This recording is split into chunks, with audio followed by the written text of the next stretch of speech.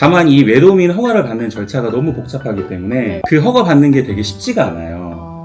그래서 과장님도 아시겠지만 작년에 그 에어비앤비 사이트에서 불법으로 운영하고 있는 숙소들이 대거 퇴출이 됐거든요. 안녕하세요. K팩 중개법인 김강림 과장입니다. 제가 요즘 현장에 많이 다니면서 외국인 관광객이 많이 늘었다는 걸 좀 눈으로 보고 있는데요. 그만큼 숙박 수요가 늘고 있고 그거에 따른 호스텔 문의도 이어지면서 오늘 현장에서 같이 호스텔 용도 변경, 숙박시설 관련해서 함께 검토 중인 권재현 과장님과 이야기 나눠보도록 하겠습니다. 안녕하세요, 과장님. 안녕하십니까. 네, 안녕하세요. K팩 부동산에서 근무하고 있는 권재현 과장이라고 합니다. 반갑습니다. 요즘에 다니시면서 외국인 저희가 얘기했잖아요. 네네. 정말 많이 늘었죠? 예, 제가 답사를 진짜 많이 다니거든요. 네. 그리고 홍대 쪽 같은 경우는 제가 지인이 그쪽에 거주하고 계시기 때문에 유독 많이 나가요. 네. 근데 원래 홍대는 외국인이 많았던 동네인데도 불구하고 요새 더 많아졌어요. 그리고 정말 많은 거예요. 예, 맞아요. 정말 많아졌고 뭐 주요 일지는 제가 볼 때 다 많아진 것 같은데 과장님도 답사를 많이 다니시니까 네. 어떻게 좀 느끼시나요? 외국인 정말 많이 늘었고 네네. 진짜 명동 최근에 다녀왔는데 네. 진짜 서양 글로벌 관광객들 유입이 정말 쏟아지더라고요. 맞습니다. 그만큼 요즘에 공유 숙박이나 에어비앤비도 관심이 많았죠, 한동안. 네네. 네, 그 부분에 대해서 설명해 주실 부분이 있으실까요? 정말 외국인이 많이 오면서 숙박 수요가 기하급수적으로 늘어나고 있는 추세고요. 네. 제가 하나 예시로 들면 제가 지금 동작구에 거주하고 있어요. 아파트는 아니고 빌라 단지에 거주하고 있는데 네. 아침에 출근을 할 때 어느 날 그 낡은 주택에서 외국인이 캐리어 끌고 나오시는 거예요. 근데 알고 보니까 그 집이 에어비앤비를 운영하는 숙소더라고요. 근데 그게 한 번이 아니고 네네. 그 건물 말고 인근에 있는 숙소에서도 외국인이 주말에도 들어오고 그런 걸 되게 많이 목격을 하면서 단순하게 숙박시설이 호텔이나 모텔에만 들어오는 게 아니라 이렇게 에어비앤비라는 사이트를 통해서 곳곳으로 많이 들어오는 걸 제가 몸으로 직접 느끼고 있는 그런 추세입니다. 그래서 점차 이렇게 숙박수요가 늘어나는 걸 보면은 네네. 더 많은 숙박시설이 늘어나야 된다는 걸 몸으로 직접 느끼고 있습니다. 네. 그러면 에어비앤비는 외도민 네. 이라는 말씀이신 건데 그게 한 채당 하나밖에 운영이 안 되나요? 우선은 에어비앤비라는 거랑 네. 그다음에 외도민이라고 하는 거는 정확하게 외국인 관광 도시 민박업이라는 명칭이거든요. 이거를 분류해서 설명드릴 필요가 있을 것 같아요. 네네. 왜냐면 사람들이 그걸 많이 헷갈려 하시더라고요. 실무가 있을 때. 그래서 간단하게 좀 알기 쉽게 설명을 드리면 에어비앤비는 정확하게 말씀을 드리면 무슨 부킹닷컴이나 아고다처럼 이런 숙박시설을 예약할 수 있는 플랫폼 사이트를 말을 하는 거고요. 네네. 그 이상 그 이하도 아니에요. 그리고 외도민이라고 표현한 거는 외국인 관광 도시 민박업을 표현하는 거고요. 우리가 주택에 거주를 할 때 남는 방을 뭔가 나 혼자 좀 공유하기 그러니까 내 방을 방문하는 어떤 외국인이나 다른 사람들 공유하고 싶을 때가 있잖아요. 네. 거기서부터 출발된 게 외국인 관광 도시 민박업이라는 어떤 인허가 절차거든요. 그렇군요. 예, 이렇게 분류를 하면 좋고 다만 이 외도민 허가를 받는 절차가 너무 복잡하기 때문에 네. 그 허가 받는 게 되게 쉽지가 않아요. 그래서 과장님도 아시겠지만 작년에 그 에어비앤비 사이트에서 불법으로 운영하고 있는 숙소들이 대거 퇴출이 됐거든요. 그거 아시죠? 과장님? 네. 네. 그래서 더 호텔 문의가 많았던 것도 있잖아요. 맞습니다. 네. 대거 퇴출이 되다 보니까 그 수량이 정말 많았어요. 그 굉장히 불법으로 운영하는 숙소들이 많았던 게 되게 체감이 될 정도로 많았는데 그 왜 이렇게 불법으로 운영을 하고 정시 허가 받으면 좋은데 왜 그렇게 했을까? 네. 제가 검토를 한번 해보니까 우선은 외도민 허가를 받으려면은 첫 번째로 주택 이외의 용도는 불가합니다. 근데 기존에는 뭐 오피스텔이나 근린생활시설이나 주택 이외의 용도에서 운영했던 사례가 많아서 네네. 첫 번째로 용도에서 탈락된 시설들이 대거 나갔어요. 그리고 두 번째는 내가 거주하는 공간에서 공유하는 개념이기 때문에 무조건 투룸 이상으로 운영이 돼야 되거든요. 투룸이요? 예. 그래서 원룸으로 운영하는 시설들은 주택임에도 불구하고 다 퇴출이 됐어요. 1.5룸은 되나요? 1.5룸도 안 됩니다. 무조건 투룸에 거실이 포함이 돼 있어야 되고요. 1.5룸도 무조건 안 되기 때문에 그러면 여기서 탈락된 시설들이 많이 나갔죠. 네. 마지막으로 이 외도민은 내가 직접 거주하면서 운영한다는 개념이기 때문에 전입신고가 돼야 돼요. 근데 전입신고가 안 돼서 운영하는 시설 또한 퇴출이 되기 때문에 네네. 결국 남는 시설은 정시 인허가 받은 그런 건물 이외에는 없는 거죠. 네. 그래서 더더구나 이 외도면 허가가 어려워졌고 그 이외에 어떤 대안을 찾다 보니까 다른 방법이 여러 개 나오다 보니 호스텔이 좀 부각이 됐던 것 같습니다. 네, 그러면은 주거 지역 안에 어떻게 보면 이제 공유 숙박이 운영이 안 된다고 말씀을 해주셨는데 그럼 호스텔은 주거 지역 안에서도 운영이 가능한가요? 우선 호스텔에 대해서 한번 설명을 드릴 필요가 있는데 호스텔은 건축법적으로 숙박시설에 해당을 하고 숙박시설 카테고리 안에는 일반 숙박시설과 관광 숙박시설이 나뉘거든요. 일반 숙박시설은 그 법령 자체가 달라요. 일반 숙박시설은 공중위생관리법을 적용을 받고 호스텔은 관광진흥법을 적용받거든요. 대부분의 숙박시설은 똑같지만 가장 큰 차이점은 이 호스텔은 관광산업을 진흥하기 위해서 나온 어떤 시설이기 때문에 상업지역뿐만 아니라 네. 주거지역 안에서도 운영이 가능한 게 네네. 이 일반 숙박시설, 흔히 말하는 모텔이죠. 네. 이것과의 가장 큰 차이점이라고 네. 말씀드릴 수 있을 것 같습니다. 일반 숙박시설인 모텔이나 이런 업종과 달리 주거 지역 안에 이제 호스텔을 운영할 수 있다는 말씀이시죠? 네, 법령에서 그렇게 만들어 놨고 네. 그게 관광산업을 진흥시키기 위해서 정부가 만들어 놓은 정책이라고 보시면 될 것 같습니다. 그러면 호스텔 조건에 따라서 이제 호스텔을 바꾸려면 가장 먼저 어떤 부분을 확인하면 되나요? 오늘 제가 말씀드리고 싶은 가장 큰 포인트가 이 부분인데 흔히 말하는 호스텔 용도 변경이라고 표현을 하거든요. 신축도 물론 할 수 있겠지만 네네. 호스텔 신축을 하든 용도 변경을 하든 제가 볼 때 정리했을 때 크게 6가지 항목을 검토를 해야 돼요. 사장님. 정말 검토할 게 많네요. 네, 일반 숙박시설과 다르게 호스텔은 더 검토할 부분이 많은데 가장 우선순위로 봐야 되는 항목은 내가 들어가는 검토하는 필지가 어느 용도 지역에 들어가는지가 중요하거든요. 상업지역은 당연히 가능해요. 그건 일반 숙박시설도 마찬가지고. 근데 아까 말씀드렸다시피 호스텔은 일반 주거지역도 가능하거든요. 네네. 근데 전용 주거지역은 또 안 됩니다. 예, 전용 주거지역은 안 되고 일반 주거지역 가능하고 준주거지역 가능하고요. 네. 중공업지역, 녹지지역까지 가능한 게 호스텔이기 때문에 광범위한 이 어떤 용도 지역을 검토하는 게 첫 번째 순위라고 저는 판단이 됩니다.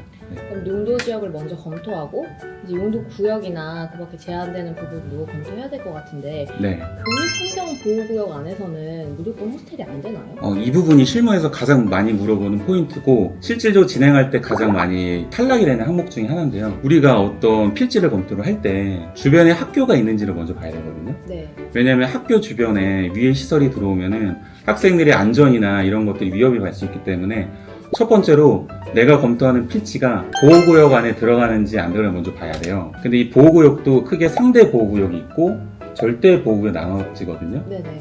만약에 내가 들어가는 그 필지가 절대 보호구역 아니라면 절대 안 돼요.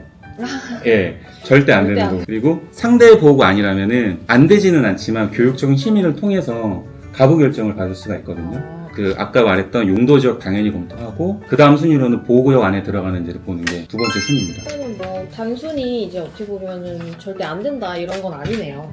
맞습니다. 네. 학교가 주변에 있고 내가 그 주변의 필지를 검토한다면은 우선순위로 상대 보호구역인지 먼저 검토하고 심의를 통해서 진행할 수 있으니까 가능한 부분도 있습니다. 그럼 다음으로 약간 도로 폭이나 이런 부분도 중요할 것 같은데요. 뭐 기준이 있을까요? 우리가 또 문의하는 사항 중에서 도로폭도 굉장히 많은 문의가 들어오거든요. 근데 이 호스텔을 검토할 때 도로폭에 대한 규정도 엄청나게 중요해요. 네네. 근데 이 도로폭에 대한 규정은 건축법에 나와 있는 내용은 아니고 관광진흥법에서 규제하고 있는 항목이거든요. 호스텔을 검토할 때 무조건 8m 폭의 도로에 네. 4m의 도로가 적도해야 된다는 그런 규정이 나와 있어요. 이거는 관광진흥법에서 규제하는 상황이거든요. 네.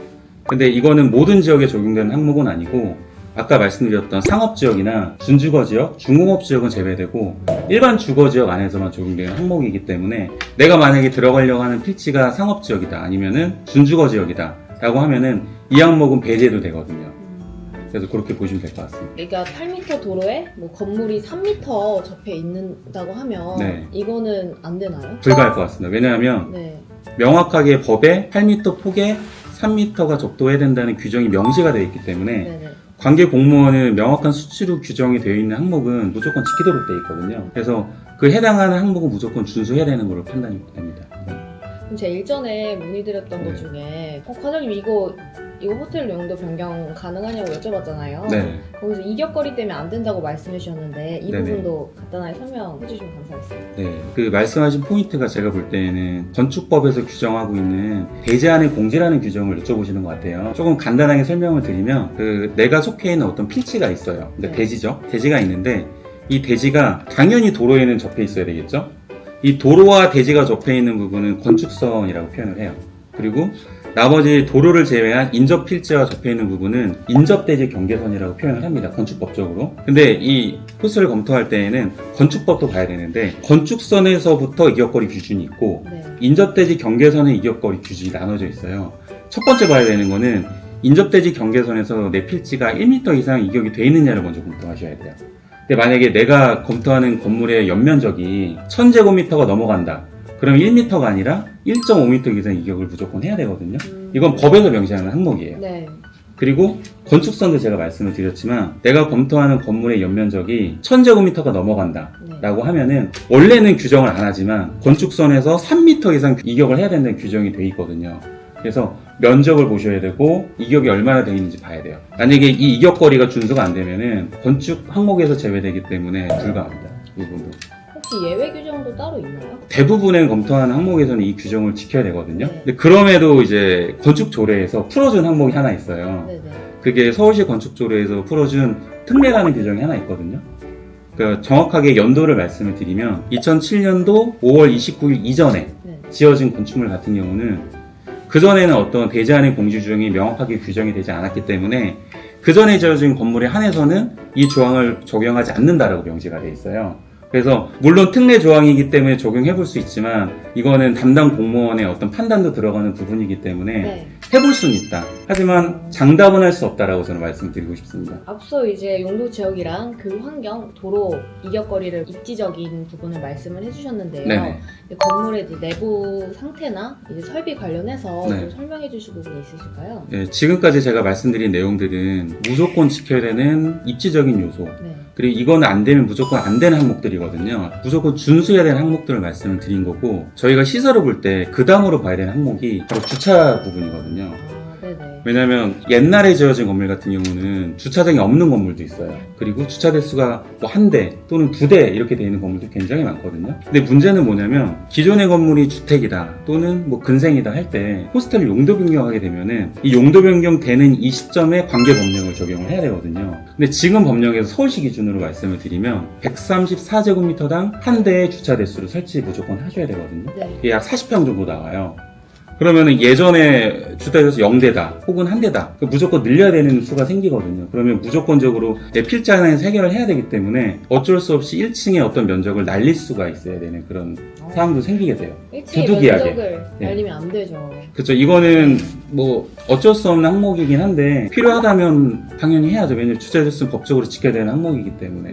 하지만 이 부분은 임대 부분과 연관되는 부분이기 때문에 1층에서 나오는 어떤 임대료 부분, 수익성에 직결이 되는 부분이라서 네. 그것도 검토하는 항목으로 넣으셔야 될 것 같긴 합니다. 네, 맞습니다. 저 일전에 이제 뭐 상담했던 건물 중에 이제 소방 설비로 이제 네. 그 얼마 사업비가 나오냐고 물어보셨던 고객분이 네. 한 분 계세요. 네. 좀 소방 설비 비용도 좀 많이 드나요?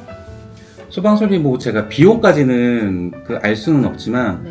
소방 설비를 하는데 무조건 숙박시설에는 여러 가지 설비가 들어가야 되거든요. 스프링클러 당연히 들어가야 되는 거고요. 뭐 유도등이나 아니면은 뭐 필요하면 연면적이 클 경우에는 제원 설비도 들어가야 돼요. 뭐 자동화재 탐지 설비, 기타 등등 여러 가지 소방 설비가 들어가게 되면 당연히 설비가 투자되는 부분이기 때문에 공사도 들어가잖아요. 공사비가 상승되고 시설비에 대한 항목이 늘어나니 네. 당연히 투자 비용이 늘어날 수밖에 없겠죠. 하지만 저는 그렇게 생각해요. 이 투자 비용은 해결을 못하는 부분은 아니거든요. 왜냐면 입지적으로 안 되는 건 불가하지만 소방시설이나 주차 부분은 해결할 수 있는 영역이기 때문에 네네. 금액적인 부분만 내가 자금적 여력이 되면 저는 괜찮다고 판단합니다. 이론적인 설명을 잘 들었는데요. 이제 저희 영상 보시는 이 시청자분이 좀